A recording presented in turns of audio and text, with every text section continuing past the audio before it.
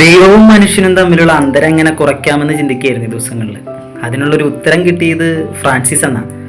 ദൈവം മനുഷ്യനായിട്ട് ഭൂമിയിൽ പിറന്നെങ്കിലും ദൈവവും മനുഷ്യനും തമ്മിലുള്ള ദൂരം ഒരുപാടായിരുന്നു. അതുകൊണ്ടാണല്ലോ അവൻ ദൈവപുത്രനാണെന്ന് മനസ്സിലാക്കാൻ കഴിയാതെ അവനെ കുരിശിൽ തറച്ചത്.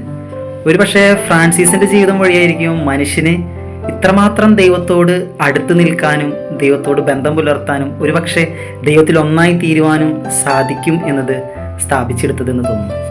ഫ്രാൻസിസിനെ സംബന്ധിച്ചിടത്തോളം ദൈവത്തിലേക്കുള്ള ഏറ്റവും വലിയ എളുപ്പവഴി എന്ന് പറയുന്നത് സഹോദരനെ സ്നേഹിക്കുക എന്നാണ്. ഒരുപക്ഷെ കുഷ്ഠരോഗിയെ വഴിയിൽ വെച്ച് കണ്ട് ഫ്രാൻസിസ് ചുംബിക്കുമ്പോൾ ആ ചുംബിച്ച മുറിവുകളെല്ലാം തിരുമുറിവുകളായി പിന്നീട് അവൻ ക്രിസ്തുവായിട്ട് മാറി എന്നെല്ലാം പറയുന്നത് ആ സഹോദരനിൽ ദൈവത്തെ കണ്ട് ആ സഹോദരനിലൂടെ ദൈവത്തിൽ എത്തിച്ചേർന്നു എന്ന് സൂചിപ്പിക്കാനായിരിക്കും. അവനെ അവനായി തന്നെ സ്വീകരിക്കുക, അവനെ അവനായി തന്നെ മനസ്സിലാക്കുക, അവനെ അവനായി തന്നെ സ്നേഹിക്കുക. അതായിരിക്കും ദൈവത്തെ കാണുവാനും ദൈവത്തെ സ്നേഹിക്കുവാനും ദൈവത്തോട് ഏറ്റവും അടുത്ത് നിൽക്കാനുമുള്ള എളുപ്പമാർഗമെന്ന് ഫ്രാൻസിസ് പറയും.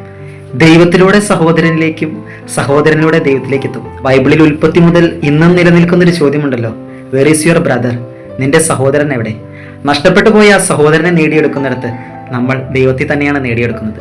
ഫ്രാൻസിസിന്റെ ജീവിതം ഇന്നത്തെ നമ്മുടെ സമൂഹത്തിൽ ആ വെല്ലുവിളിയാകുന്നതും അങ്ങനെയാണ്. സഹോദരനെ നേടിയെടുത്ത ഫ്രാൻസിസ് ആ ജീവിതം കൊണ്ട് നമ്മളോട് ചോദിക്കുന്നത്, വെർ ഈസ് യുവർ ബ്രദർ? നമ്മുടെ സഹോദരങ്ങളൊക്കെ എവിടെയാണ്?